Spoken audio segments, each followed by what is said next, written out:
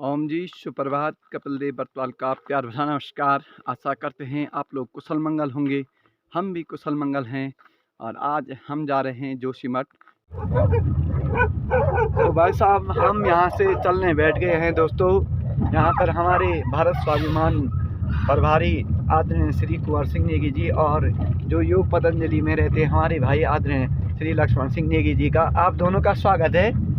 और हमारी पूरी टीम इस समय जोशीमठ जा रही है। जो कि भाई साहब कितने ट्रक आ रखे हैं सामान वितरण के लिए? अभी 2 ट्रक हैं। 2 ट्रक आए हैं। 2000 कंबल जी। और उनकी जैसे दैनिक दिनचर्या में जो भी सामान की आवश्यकता होती है किसी व्यक्ति को, जी तो पेस्ट से लेकर उनके सारे दिनचर्या साबुन से लेकर सारी चीज़ें का कुछ नाश्ता से लेकर जी। और ये जो इसके नवीन इस प्रकार से सारे सामग्री का एक सामग्री वहाँ से जी।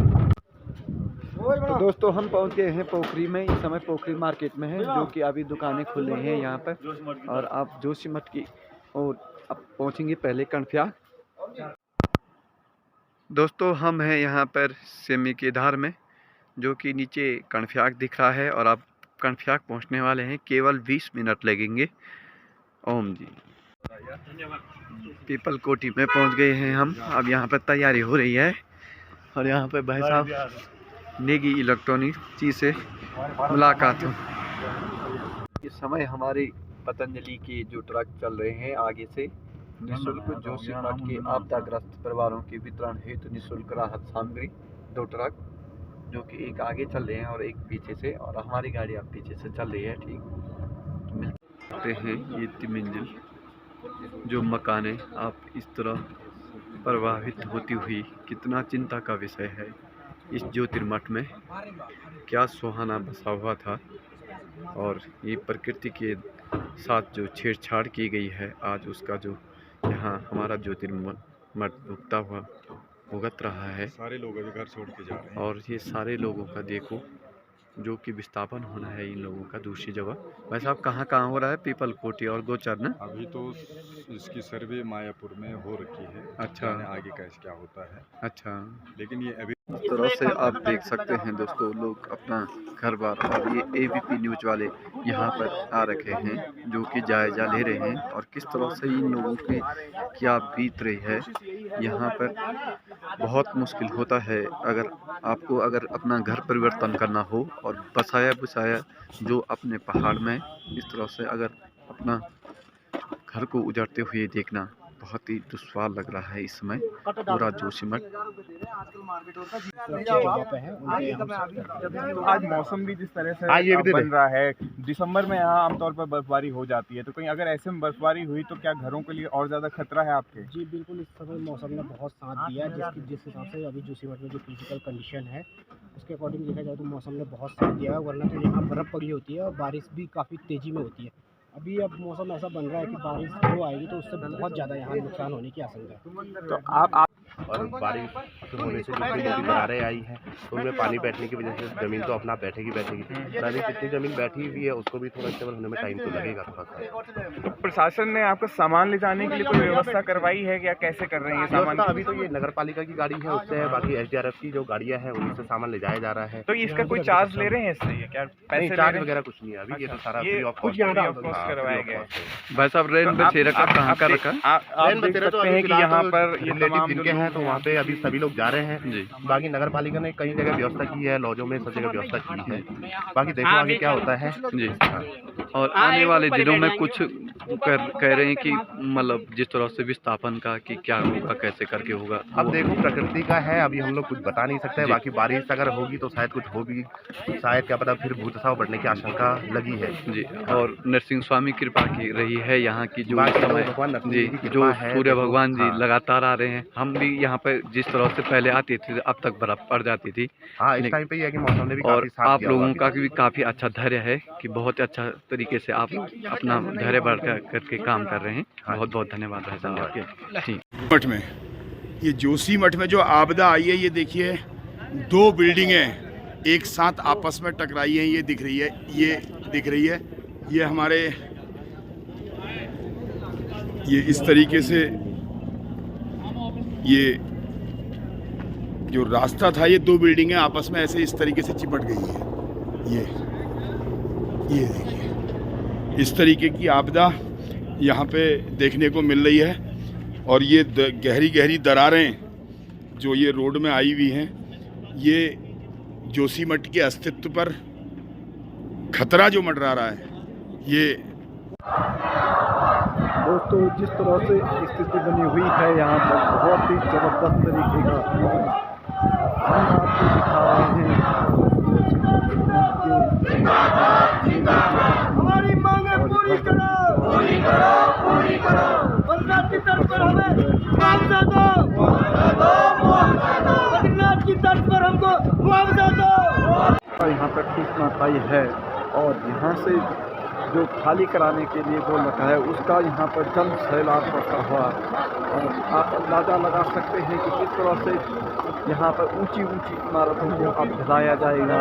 और आप लोगों को एक ये होटल है भाई साहब, जिसका यहाँ पे टूटना तय है। ये अंदाज़ा लगा सकते हैं, लोग घरों में खड़े हो रखे हैं। हम इस समय बीच मार्केट में हैं और लोगों को दिखा रहे हैं कि इस तरह से कि यहाँ बहुत मुश्किल हो रहा है। हम कहाँ जाएंगे? ये है कि हमें पीपल को होटल की जगह दी जाए। हर आदमी की अलग अलग समस्या है, हमें अलग अलग किसी की गाय है, उसको उसका सोचना है, हमारी जमीन है, बहुत सारी समस्याएं हैं। पर फिलहाल जो होटल उन्होंने गिराने के वो ये हैं अभी रेड क्रॉस का रिसोर्ट आते हैं। हाँ, होटल में घर देखा होगा आपने, हमारे ये देखिए हल्ला, जो कि पब्लिक लगातार हल्ला करती जा रही है। बहुत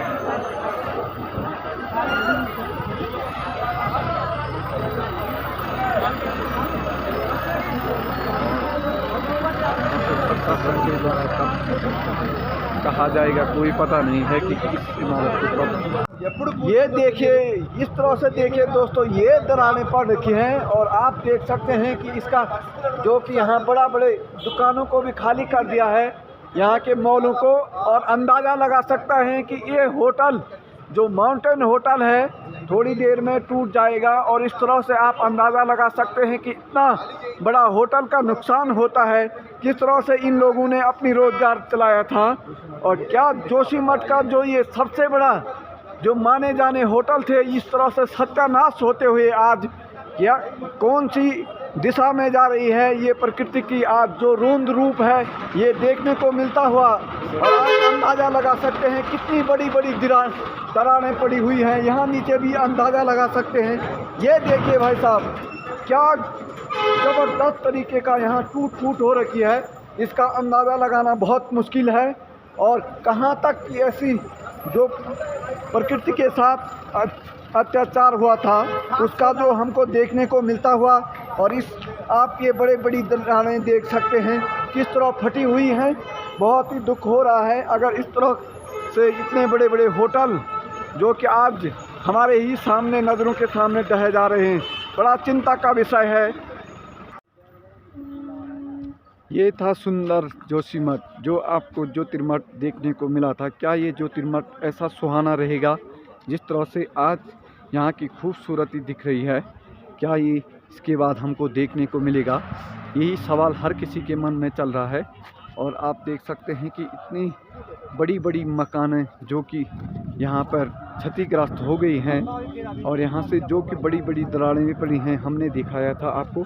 और इस तरह से आप लगा सकते हैं अंदाज़ा कि ये इतना बहुत ही सुंदर जो कि ज्योतिर्मठ सबसे बड़ा यहाँ हमारे चमोली ज़िले में सबसे बड़ा विख्यात मार्केट, और जो कि चारों ओर से सुंदरता अपनी बिखेरता हुआ, आज वो हमारे ही सामने सत्यानाश होता हुआ। आपका स्वागत है ओम जी हमारे चैनल में। और ये हमारे सभी ऑनलाइन योग शिविर में मिलते थे, आज सामने मिल रखे हैं। सब कुछ के साथ बहुत खुशी होती है कि ऑनलाइन में दिखते हैं लेकिन मिल नहीं सकते हैं। आज मिल के बहुत खुशी हो रही है आपसे, बहुत अच्छी बात। और इस तरह से आचार्य जी भी आ रखे हैं। तो आचार्य अभी हल्द्वानी से दिच्छा से पहुंच रहे हैं, अलग अलग जगह से। बहुत बहुत स्वागत है। और हम पोखरी से आए हैं, तो यही है भाई साहब, संगठन का जो मिलन होता है अनेक अनेक ब्लॉकों से, अनेक अनेक जिलों से, तो सभी लोगों का स्वागत है। और ये हमारी जो पुरानी वाली ज्योतिर्मठ है, ये पहली बार अब दर्शन करेंगे। पता नहीं भगवान की क्या, प्रभु की क्या होगी आगे, उनकी जो भी होगा सभी लोग मिल परीक्षा करके देते रहते हैं, उसका समाधान भी निकलते हैं, इसलिए जो भी होगा अच्छा ही होगा। जी सबके लिए ओम जी है। उसी इच्छा के साथ, उसी प्रेरणा के साथ हम लोग यहाँ पे रावत जी, सबसे बड़ी बात यह है कि जब से ये हादसा हुआ है, नरसिंह भगवान की कृपा से अभी तक यहाँ बर्फ नहीं गिरी। पहली मरतबा बहुत बड़ा, तभी कहते हैं ना कि भगवान है ही आखिरकार। जी अब सूर्य भगवान जी हमेशा आ रहे थे, और अब देखते हैं आगे भी इसी तरह हो। सब बढ़िया होगा सभी लोगों के सहयोग से।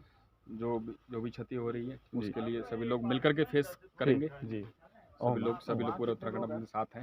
तो यहाँ पर हमारा जो जोशीमठ में हमारा जोशीमठ के आपदा परिवारों के विवरण हेतु निःशुल्क राहत सामग्री पहुँच गई है। और बड़ी खुशी की बात होती है कि जब हमारे स्वामी रामदेव जी के द्वारा इस तरह के कार्य किए गए हैं, और उन्होंने बहुत ही धन्यवाद भाई साहब आपका। और इस तरह से बहुत मुश्किल होता है पहाड़ों में आना, इतना लोड ट्रक को, और आप आभारी हैं हम आपके सबके। इस तरह से हमारा चैनल में स्वागत है आपका, बहुत सुंदर तरीके से, और अच्छा सैल्यूट करते हैं हम आपको।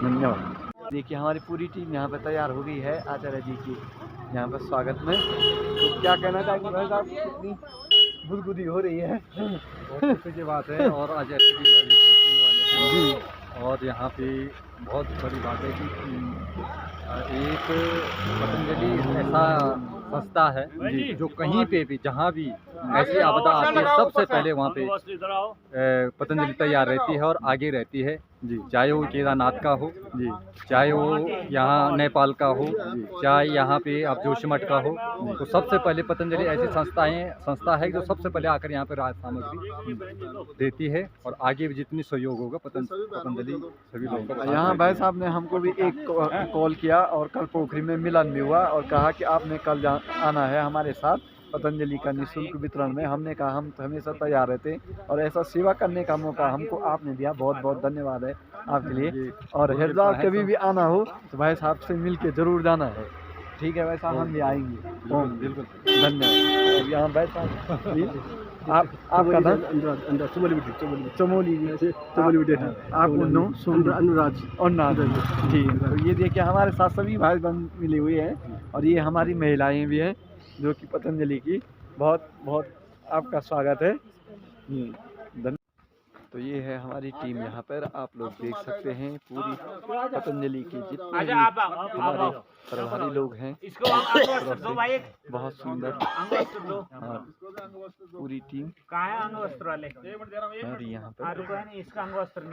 तो दोस्तों यहाँ पर हमारे आदरणीय बालकृष्ण आचार्य जी पहुँच गए हैं इस समय, और ये देखिए यहाँ पर आचार्य ओम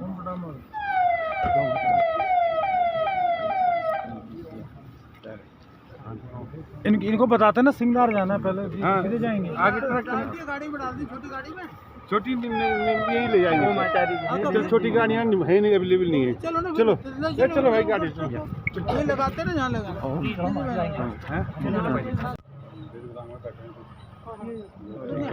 चर्चा कर रहे हैं आचार्य जी। वहीं चले जहाँ जगह है, कितने दूर है? चलो वहीं चलो, है ना, वहीं चलते। जिनको कमरा खाली करा दिया वहाँ बैठा है, बहुत सुंदर तरीके से यहाँ के पूरे परिवार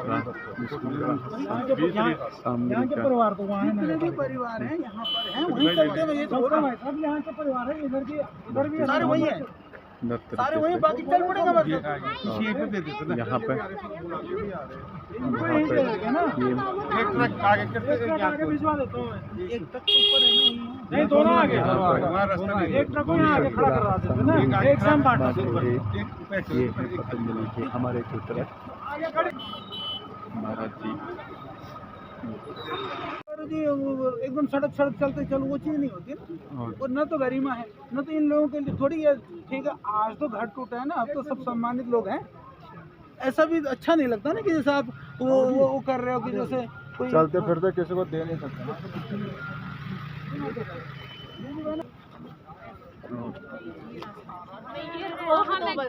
हमारा जो सिमट बचा जो सिमट बचेगा तो हम देखो कमा के भी खा सकते हैं। नहीं बहन, वो मैं समझ रहा हूँ, मैंने आते यही बोला। देखो यहाँ पर जैसे घर देख रहा हूँ, इतने सुंदर सुंदर आप लोगों ने घर बनाया, अपने जीवन की जमा पूंजी लगा करके किया, तो ये बच्चे तो बाकी तो जीवन चलेगा, वो तो सही बात है। अब मान लीजिए कि जो कारण है उन कारणों को ढूंढ करके निवारण करना, वो एक तो हो गया वो दीर्घकालिक, यानी एक थोड़ा समय टेकिंग काम है।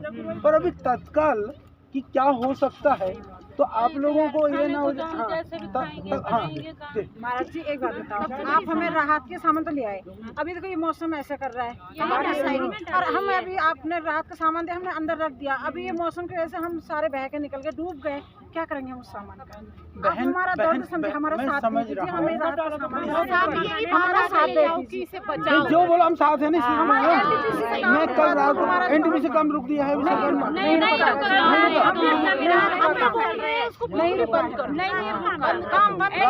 सरकार बोल रही थी कि कल तक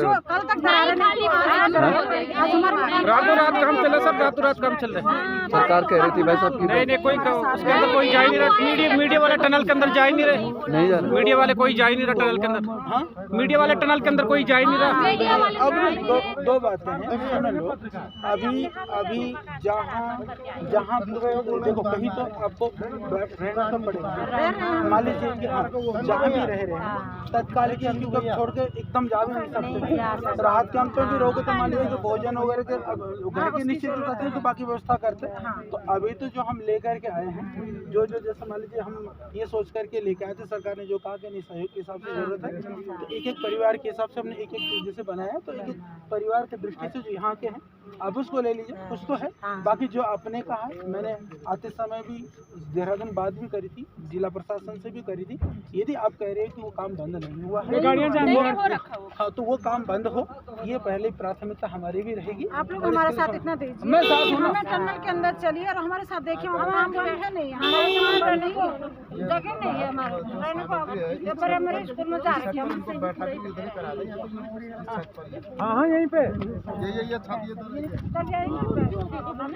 तो बहन, अभी वो आपने जो काम है उसके लिए भी करता हूँ। अभी एक एक परिवार के जन के हिसाब से एक एक व्यक्ति जरा एक तरफ बैठ जाएंगे, तो मैं आपको कम से कम जो लेकर आप एक मिनट ले लो, हम नाम लिखा के करवा देते हैं ना। नहीं, मैं अभी दे देता हूँ ना। थोड़ा ये है ना, लेकिन नाम लिखवा करवा देते हैं, इसमें झगड़ा नहीं बचेगी, प्रॉब्लम थोड़ा ये है ना, थोड़ा सम्मान में हो जाएगा, मान सम्मान हो जाएगा। इसके लिए हम बहुत आभार है कि हमारे लिए इतना सोचा जा रहा था, लेकिन अगर हमारा जो सिमट बच जाता है, इससे ज्यादा हमारे लिए क्या सम्मान होता है। बालकृष्ण आचार्य जी ऐसे हैं कि हर समय बात करते रहते हैं, राहत समझ हमें मिल रही है, और हम लोग आपकी पीड़ा समझ रहे हैं। हमने राहत समझ रखी है, और हम रात को कहाँ भागेंगे? हम आपकी पीड़ा समझ, क्योंकि हमने यहाँ राष्ट्रीय स्वयं सेवक का वर्ग किया है, 2 अक्टूबर की बात है, और हमें भी बहुत पीड़ा हो रही है, क्योंकि लगता है ना हमारे भी रिश्तेदार हैं, सब चीज़ें आप भाई। जहाँ तक पूरे अखबार और उन्होंने न्यूज में दे रखा है, उन्होंने कहा कि टनल का काम बंद हो गया है। आप हमारे साथ चलिए, तो ये है कि वो काम तो बंद करेंगे नहीं, ऐसा तो कर ही नहीं सकते। 100 करोड़ की उनकी मशीन है, ऐसा नहीं, सारी जनता मर जाएगी। ऐसे में रहो, तो ये यहाँ पर दोस्तों, अब यहाँ पर हमारा दोस्तों देख सकते हैं जो कि राहत सामग्री आ रखी है जोशीमठ के लिए, और यहाँ पर चिंता का विषय जो बना हुआ है, वो लोग अपने घर के लिए बहुत ही टूट रहे हैं, क्योंकि हर किसी को अपना बनाया हुआ घर उजाड़ता है तो बहुत बुरा लगता है। वो तो लड़कियों की तरह है नहीं कि ससुराल में दूसरा घर मिल जाएगा, बहुत मुश्किल हो रही है। क्या करें हम लोग इस समय, जो हमसे हो रहा है यहाँ पर, और प्रभु के द्वारा सेवा जो की जा रही है, हमारे त्रुटियों के कारण से ये स्थिति। महाराज जी, जैसे अभी अन्य शहरों में भी, कर्णप्रयाग में भी ऐसी दरारें आनी शुरू हो गई हैं, तो कहीं ना कहीं सरकार समय रहते हुए चेत जाना चाहिए, जहाँ भी ऐसी कोई सूचना, क्योंकि देर हो जाए उससे पहले सचेत हो जाए। तो ये थे बालकृष्ण। तो ये यहाँ पर 25 कम्बलें रखी गई हैं, और यहाँ पर 25 खाद्य सामग्री, दादाजी 25 है ना यहाँ पे? अच्छा, और ये यहाँ पर सभी हमारे पतंजलि के जो साथ में आए हुए हैं आचार्य बालकृष्ण जी यहाँ पे घर को देख रहे हैं, घर भी है, जिंदगी की जमा पूंजी भी लगा दी है, उसके बाद में भी उस घर में रहने की स्थिति नहीं है। ये अलग तरह की पीड़ा है। जीवन में बहुत तरह की पीड़ाएं होती हैं, ये एक अलग स्थिति और अलग तरह की पीड़ा है जो हम यहाँ देख पा रहे हैं। और हमने देखा सरकार ने अपनी तरफ से उन्होंने रेड जोन घोषित कर दिया, मकानों पे निशान लगा दिया, हालांकि राहत कैंप वगैरह की व्यवस्थाएं करी है, पर लोग आते हैं जैसे कैंप के पास में ही है, जितने भी ये परिवार वाले हैं, एक कहीं ना कहीं दहशत और पीड़ा के साथ में जो एक जो दर्द है कि जमा पूंजी लगा करके भी जो एक घरौंदा बनाया था, आज वो घरौंदा भी इन सब के लिए बेगाना हो गया है। तो अभी तो तत्काल स्थिति में है, दीर्घकालिक कोई ना कोई समाधान निकलना जरूरी है। तो इसके लिए है कि अभी क्योंकि घरों में राशन वगैरह के लिए तत्काल उसी की आवश्यकता होती है। सर्दी है तो घर में तो फिर भी सर्दी कम लगती है, कमरे हैं, कमरों के अंदर रहते हैं, जब बाहर निकलते हैं टेंट वगैरह में सर्दी भी ज़्यादा लगती है। तो जितने भी परिवारों का हम हो सकता है तो हम कंबल और राशन के हिसाब से लेकर के आए हैं। तो इनको हम अभी जो भी बन सकता है हम करेंगे, साथ हैं श्रद्धेय स्वामी जी ने एक लक्ष्य के साथ हमें भेजा। एक चीज़ और है सर कि जिस तरह से आपदा आई है, इससे पहले भी उत्तराखंड में आपदा आती रही है, इन आपदाओं में और उसमें कितना अंतर रहा है कि देखिए ये आपदा ऐसी है ना, यहाँ सब कुछ है तो भी सब कुछ तबाह है, सब कुछ मौजूद है फिर भी कुछ भी नहीं है। यानी इस तरह की आपदा में सब कुछ खो करके भी सब कुछ दिख रहा है। तो ये बहुत ही अलग तरह से है और ऐसी स्थितियों का सामना अन्यत्र न करना पड़े, इसके लिए सरकार को जरूर प्रयास करना। 723 परिवार हैं जो सीधे तौर पर पीड़ित हैं, अभी तक जो आंकड़े आए हैं, इसके अलावा और भी लोग किस तरह की योजनाएं यहाँ पे? देखिए तत्काल तो जैसे मैंने कहा कि अभी सर्दी का मौसम ठंड तो अभी है, वही रहने वाली 2 महीना 3 महीने उसके लिए व्यवस्था हो जाएगी। कितने मकानों में दोबारा ये लोग आ सकते हैं, आ सकते हैं, यहाँ पर जो किस लेवल तक है जो भू सर्वे वगैरह हो रहा है, काम करना चाहिए और आगे टनल वगैरह बन जाए। पतंजलि वैसे भी लोगों का सहयोग करता रहा है, बर्फी से आप लोग आगे का जो भी आवश्यकता होगी पतंजलि से जो भी बन पाएगा, क्योंकि हमारे लिए चाहे हमसे दूर है पर हमारे परिवार के ही लोग हैं, हम ऐसा मानते हैं जो हमसे बनेगा। मेन डिजास्टर इसको बोला जा रहा है प्राकृतिक। हाँ, ये प्राकृतिक स्थिति तो कम ही दिखाई दे रही, क्योंकि ना कोई भूकंप आया, ना कोई हलचल हुई, ना कोई चीज़ें हुई। लंबे समय से जो इस पहाड़ पर जो बोझ पड़ा है, तो इसमें हम ये नहीं कह सकते कारण कौन है। कारण तो सब हैं, चाहे लोग हैं चाहे सरकार हैं, पर कहीं ना कहीं ये मानवीय भूल का परिणाम है। अंतिम सवाल सर, एनटीपीसी पर लोग आरोप लगा रहे हैं कि एनटीपीसी, तो वो भी विचार, उसके ऊपर भी विचार होनी चाहिए और गहनता के साथ में उसके ऊपर भी तथ्य और प्रमाणों के साथ में कार्य होना चाहिए। तो ये लक्ष्मण जी यहाँ पे राशन वितरित की जा रही है, राशन और जो कार्य किया जा रहा है।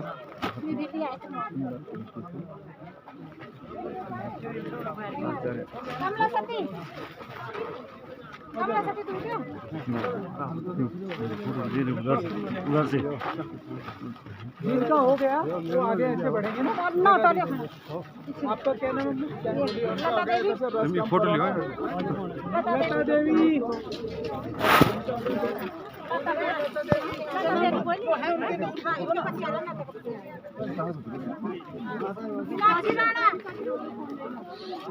मीनाक्षी राणा। नहीं, मैं कह रही हूँ जो ये खड़े हैं इनको बोलो।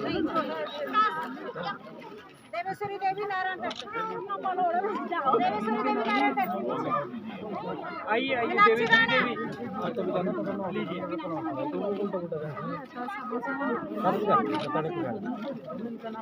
और यहाँ पर जो राशन है वो वितरित होती हुई। ये देखिए लगातार कार्यकर्ता लगे हुए हैं हमारे दन भाई साहब चमोली से तो बरताल जी, जो ये राहत सामग्री हम पतंजलि की ओर से कर रहे हैं निःशुल्क, आपको किस तरह से लग रहा है कि हमारा जो ये राहत सामग्री देने से यहाँ पर हमारे जो भाई बहनों को है कितनी मदद हो रही है? आजकल ठंड का मौसम है जी, सब लोग अपने घरों में सबकी आगे और यहाँ पर ऐसी जगहों में आगों की व्यवस्था रहती है, लेकिन वो घर छोड़ के बाहर शिविरों में चले गए जी। एक ही कमरे में 10-10 लोग रह रहे हैं जी। वहाँ पे ठंड और आग वो अपनी व्यवस्थाएं ऐसे नहीं कर पा रहे हैं जी। जो उनके कार्य वो रोजगार के साधन थे वो भी खत्म हो गए जी। पतंजलि हमेशा सेवा कार्यों में हमेशा आगे रहता है जी कि सबके लिए कम्बल हैं, उनके लिए प्राथमिक राशन, टूथपेस्ट हुआ, कोलगेट टूथपेस्ट हुआ, अपना साबुन, तेल, राशन, चावल, आटा, जो बेसिक चीज़ें हैं। अब 1 हफ्ता 10 दिन के लिए पतंजलि ने ये सेवाएं दी हैं। ये बहुत बड़ी एक सेवा है जी कि आप पहली बार आचार्य जी ने कहा है कि आगे भी हम करते रहेंगे इसी तरह से, और हम लगते रहेंगे। तो आपको कितना लग रहा है कि हम ये काम आगे और बढ़ा सकते हैं? नहीं, पतंजलि तो पूरा सेवा के कार्य में हमेशा आगे रही है जी। सब पूरे देश में सारे आपने देखा होगा, पतंजलि हमेशा हर कार्य में, किसी देश में किसी भी जगह आपदा आती है, इसी तरह पतंजलि हमेशा सबसे आगे कार्य करती है कि हमारे देश के लिए और प्रदेश के लिए गौरव की बात है। बहुत बहुत धन्यवाद बरताल जी। ये थे हमारे बरताल जी जो कि चमोली जिले सामग्री दे रही है, आप देख सकते हैं, जो कि यहाँ पर सुंदर तरीके से छपा गया है। ये देखिए भाई साहब, न्यूज़ वाले कैमरामैन भाई साहब इस तरह से मेहनत करते हैं अपने लिए, दिन रात रोजी रोटी है इनकी भी, और लगे रहते हैं भाई साहब। बहुत बहुत ये देखिए दोस्तों, इस तरह से ये दरारें पड़ रखी हैं भाई साहब, कैसा होगा तब। यहाँ देखिए, ये तो भूकंप जैसी दरारें हैं भाई, बिल्कुल आपको अंदाज़ा लगा सकते हैं। अपने बेइज्जती क्यों करा रहे? हमें मीडिया वालों से यही वो है कि हमें ये कोई भी हमें राहत न दे। हमारे भविष्य के बारे में सोचे, हमारे बच्चों के बारे में सोचे। कहाँ रहेंगे हम? तो वो सामान लेके हम जाएंगे कहाँ? अब नहीं सामान हम लेके जाएंगे कहाँ? क्या करोगे हम? सामग्री रहेंगे हम उसको चाहिए हमें। जब हमारा मकान टूटने बैठेगा तो हमें मीडिया वालों से हम ये उम्मीद करते हैं कि आप ये संदेश पहुँचाएंगे, हमें कोई राहत नहीं चाहिए। हमारा जो हक है, हमारा मकान टूट रहा है, वो चाहिए हमको। ठीक है, हम आपको बता दें, हमारी संघर्ष समिति ने ये फैसला किया है ना कि मैं भी साथ में हूँ। बताइए ना, कुछ तो होगा, बारिश होने को है। आप सरकार को बोलिए ना कि इन लोगों को बोले कि ये राहत नहीं चाहते, आप लोग अपना विचार रखिए। आप लोग हमारे साथ आप में बताइए ना। चलो बोलो, सुन लेना। ऐसा एकदम हल्ला करने से कभी कोई समाधान होता नहीं। हल्ला करने से कोई समाधान होता नहीं। बाबा जी, ट्रक में ऐसा करिए ना, हमको भर के लेके चाहिए ना। वहाँ हमारे पास छत नहीं है बाबा जी। अरे सुनेगा, हमारे पास छत नहीं है, आप बताइए ना। हम क्या बोल रहे हैं? बोलो, आपको भी मौका दिया जाएगा। ऐसा है, कोई चीज़ हल्ला करने से समाधान होता नहीं है। भाई हमको भी पीड़ा है, इसलिए हम आए इतनी दूर से, और तो कोई कहानी नहीं है। हमको किसी ने बाध्यता करी नहीं है, सरकार ने बाध्य नहीं करा, आपने बाध्य नहीं करा, हमारी मोरल वैल्यू ने हमको पीड़ा महसूस हुआ, हम यहाँ आए। आपने बताया यहाँ आने के बाद कुछ चीज़ें और हमने देखी, मैंने मीडिया को भी बोला, आगे सरकार के स्तर पर भी मैं बोलूँगा। तो हम चर्चा करने से समाधान होगा। हम यही चाहते हैं कि आपको ये बांटना होगा तो आप ऊपर पैसे में जाते हैं ना। उधर क्यों जाए? अभी काम करने के लिए मीडिया में किलो चावल सारे जगह पोल हो गया कि ये चावल ले रहे हैं। नहीं दीदी, वो मीडिया में नहीं पहुंचाते हैं, इन लोगों का जो सीन है। ये नहीं ले रहे, जो कोई बात नहीं ले रहे। घर में तमाम सीन लग ये है, आप गलत बोल रहे हैं। वो पीड़ित नहीं है, वो तो लेके जाएंगे आपके घर में। पीड़ित लोग ये है जो नाम हमारा हो रहा। पीड़ित तो ये है ना जिनके घर में छत नहीं है। पीड़ित वो थोड़ी आप कैसे बता सकते हैं कि वो पीड़ित? कैसे रहने जाती है? हमारे पास छत नहीं है, हमारे घरों में इतनी मोटी मोटी दरारें पड़ रही है। आप बोल रहे हैं कि ये तो हमारे अगर आप हमारे साथ देना चाहते, सच में आपको हमारी पीड़ा महसूस हो रही, तो सरकार से हमारी बातें पहुँचाई कि हमें क्या चाहिए असल में। सरकार जवाब दे रही है। दीदी बोले कि हमने व्यवस्था कर रखी है, और वो कह रहे हैं कि बार बार यही सूचनाएं दे रहे हैं कि हम भैया हमारी संघर्ष समिति द्वारा ये भी बताया गया है कि कोई भी राहत सामग्री हमें नहीं चाहिए, हमारे पास पर्याप्त है। हमारे घर में इतने चावल आटा सब कुछ पड़ा हुआ है, सब कुछ है, हमारे पास कम्बल है, रजाई है, सब कुछ हमारे पास, वो रखने की जगह नहीं है। तो ये हमें अतिरिक्त भार है ना। और जैसे कि बाबा जी बोल रहे हैं कि ये सब लोग मतलब राहत सामग्री ले रहे हैं, जो ले रहे हैं उनको हम दे रहे हैं, तो ये कोई आपदा पीड़ित नहीं है। आपदा पीड़ित ये लोग हैं जिनके सर में आज छत नहीं है।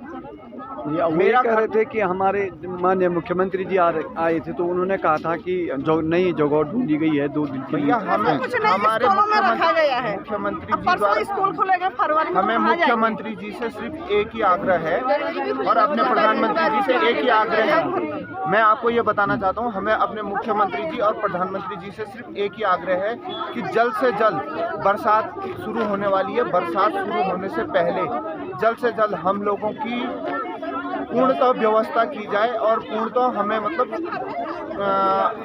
जगह दे दी जाए, और जो हमारी भूमि है उसका हमें मुआवजा बद्रीनाथ के तर्ज पर, जो बद्रीनाथ में आपने 76 लाख रुपए नाली के हिसाब से वहाँ पे जो रेट तय किया, उस रेट को तय इस जोशीमठ पे भी उस रेट का भाव लगाकर हमें उस रेट पर हमारी भूमि को खरीद लीजिए, और आप उसके बाद डाम बनाइए, टनल बनाइए, कुछ भी करिए, हमें कुछ नहीं, हम यहाँ से स्वतः ही चले जाएंगे। और हमें उसके साथ साथ एक रोज़गार भी चाहिए, क्योंकि ये हम यहाँ से चले तो जाएंगे पर हमारे सर से आज रोज़गार उठ चुका है, हमारे पास कोई भी रोज़गार नहीं है, रोज़गार हमारे सर से छीन चुका है।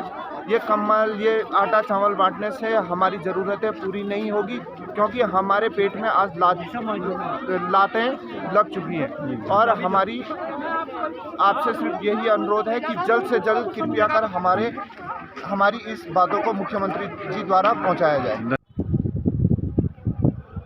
दोस्तों, ये मानवता भूल जो कि टनल है वो यहाँ नीचे है, और आप लोगों को बता दें कि यहाँ अभी भी बहुत ही चिंता का विषय है कि जिस तरह से कोई कह रहे हैं कि प्रकृति के साथ छेड़छाड़ से हो रहा है, कोई कह रहा है कि मानवता भूल हो रही है। आखिरकार किस दिशा में जोशीमठ यानी कि ज्योतिर्मठ जा रहा है वो समझ नहीं आ रहा है, और हम जिस बात की कही थी कि जब तक धरातल पर नहीं जाएंगे तब तक पता नहीं चलेगा। ये यहाँ पर मरवाड़ी बहन पर उतर रहा है, जो कि यहाँ पर आप देख सकते हैं, और इसके बाद आचार्य जी आगे जाएंगे। तात्कालिक समाधान के साथ में दीर्घकालिक योजनाओं की आवश्यकता है। हमने ग्राउंड पर बहुत सारी जगहों पर हम गए, हमने सब जगह पर यथासंभव जो हम सहयोग कर सकते थे हमने सहयोग भी किया है, आगे भी करेंगे। और मैंने बहुत सारे लोगों से हमने बात की है अच्छी तरह से, ग्राउंड रियलिटी को हमने देखा है। हमें बहुत ही गंभीरता से इस चीज़ को लेने की आवश्यकता है, क्योंकि ये आगे आने वाली सदियों की अस्तित्व की बात है, इसलिए गंभीरता से सेवा करने की आवश्यकता है। स्वामी जी, एक बड़ा सवाल है, लोग कह रहे हैं अभी इस बीमारी का पता नहीं चल पाया, ये बीमारी क्या है, समाधान की दिशा में फिर कैसे आगे बढ़ा जाएगा, क्या सोचते हैं आप? बीमारी का पता चलेगा। देखिए, जो भूगर्भ जो वैज्ञानिक हैं उन लोगों की एक टीम, अच्छी टीम यदि सर्वे करती है, 3-4 चीज़ें हैं जो मुख्य रूप से तो दयनीय स्थिति नहीं कहा जा सकता है, कहीं न कहीं मानवीय भूल की स्थिति है।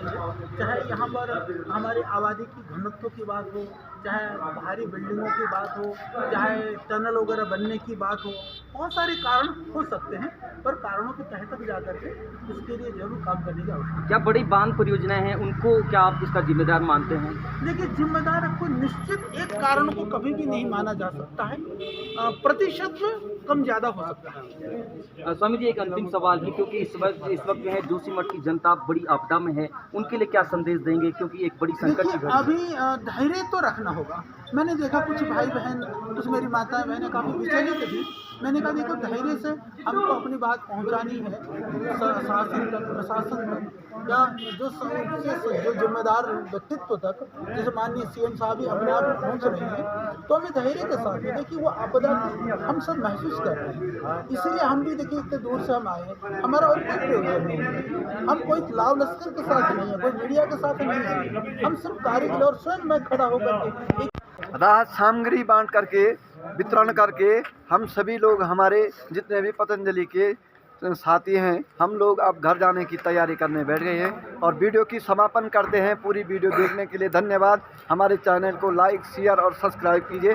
और ये हैं हमारे आदरणीय पवार जी, बचन सिंह पवार जी, ये हैं आदरणीय हमारे लक्ष्मण भाई साहब जी, और ये आदरणीय कुंवर सिंह नेगी जी, जो हमारी टीम पूरी तरह से आप लोगों को जय हिंद, जय भारत, जय उत्तराखंड। ओम जी।